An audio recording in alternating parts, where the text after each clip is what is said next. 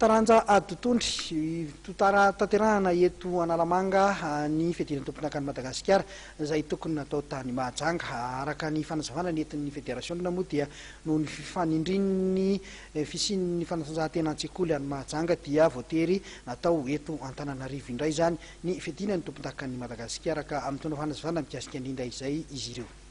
Rehefa raha malala moa zany championnat national izay saika natao tany Mahajanga dia nohio misy ny sport scolaire Mahajanga io zany dia nanapa-kevitra ny ministère jeunesse et sport hoe hemotra ny championnat national ny boxe rary ny sitsiny ihany le izy satria io sport scolaire io raha Madagasikara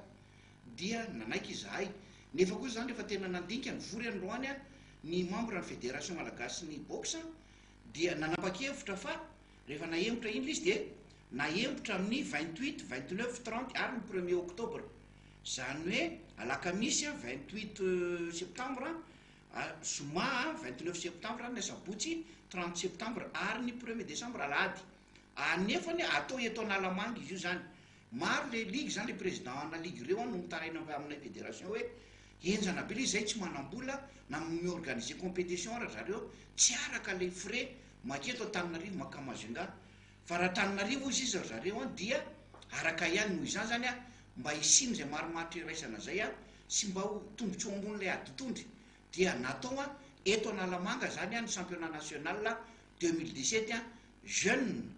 ary ny élite fille féminine sy masculine eto Analamanga zany reo ny catégorie rehetrarehetra reny mitovy ny catégorie jeune sy ny élite lasy vavy noho izany zany 10 catégorie an'ireo noho izany dia manainga sady atsika ligue tsirairay avy amin'ny Adotondry iomana amin'ny championnat national io fa atao eto Analamanga le izy samy miantoka ny sarandalany atongavany eto fa ny fiatranona kosa no andraikitry ny fédération miaraka amin'ny ligue na Analamanga zay mandray io zany karakaraina eto Analamanga le izy tsara marihana zany mikasika an'ilay championnat national dia ny comité exécutif rehetra mihitsy zay hitanareo amin'ny sary zao no nandray fepetra satria miantso any andrareo foana reo ligue ireo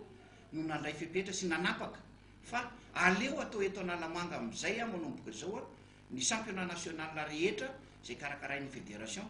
satria miantoka frais zareo lavitra be raha avy any Tuiliara no any Mahajanga na avy any Tamatavy ho any Tuiliara na dia aloha eto amin'ny centre izy zareo eto Antananarivo dia atao eto Antananarivo zao ny championnat national rehetra zay ataotsika ka mianareo président na ligue zany dia iangaviana andefa